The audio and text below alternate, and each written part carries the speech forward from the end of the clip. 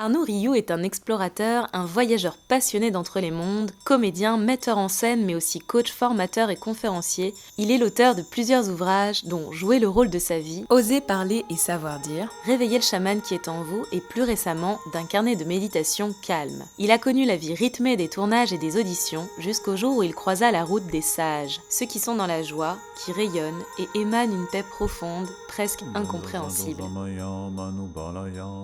Pour comprendre les secrets de cette joie, il étudiera alternativement les enseignements ancestraux des lamas tibétains et ceux des chamans amérindiens. Il passe aisément de l'Occident à l'Orient, partageant les outils qui permettent de redonner du sens à sa vie. C'est un homme apaisé que je rencontre aujourd'hui, heureux de transmettre au plus grand nombre cet espace de paix qu'il a su construire en lui.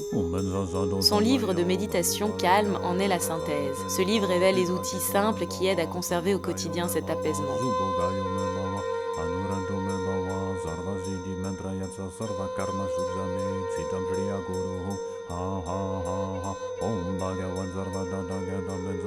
Une détente du corps et de l'esprit qui est un choix de chaque instant. C'est pour partager ses apprentissages et sa vision de la vie que j'ai souhaité le rencontrer. Le travail chamanique, c'est comme un oignon dont on enlèverait les peaux. On se dit, je ne suis pas ma personnalité, je ne suis pas mes souvenirs, je suis plus que les habits que je porte, je suis plus que les habitudes de mon quotidien. Et petit à petit, quand on enlève tout ça, il n'y a plus que le cœur, il reste que le cœur. Et ça demande de développer, de passer au-delà de la dualité, de passer au-delà de la projection, de passer au-delà de l'attente pour retrouver vraiment notre vraie nature. Mais tout en continuant à jouer son rôle dans la vie. On est quand même ce chef d'entreprise, on est cette mère de famille, mais c'est quoi ? C'est prendre du recul sur tous ces rôles C'est prendre du recul pour trouver la vraie nature de notre être. Je crois qu'on est en souffrance quand... moi, j'ai reçu et je reçois toujours depuis des années des gens qui me disent « j'ai l'impression que ma vie n'a pas de sens ». J'ai l'impression qu'il y a quelque chose de plus grand. Il y a des gens qui se foutent en l'air, qui se jettent d'un pont, soi-disant pour une rupture amoureuse. En fait, il y a quelque chose toujours de plus large, de plus grand que ça. Ce à quoi on aspire, c'est retrouver notre essence divine, ni plus ni moins. On le sait, nos cellules le savent. On le savait comme à la naissance, on le sait en naissance. Et on a besoin de le retrouver, de s'autoriser à le retrouver.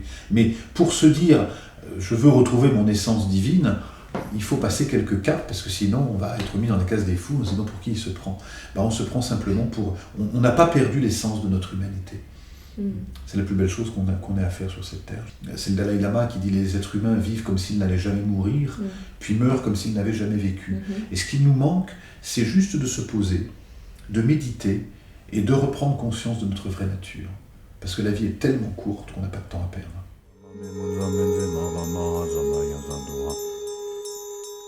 Benza zado zamaya, manubalaya, benza zado denuba, didradito mebawa, sutogayo mebawa, zubogayo mebawa, anuratu mebawa, sarva zidi mendrayatsa sarva karma sujame, zidam shriya guruhum, ha ha ha ha, om bhagavan sarva dadagadame.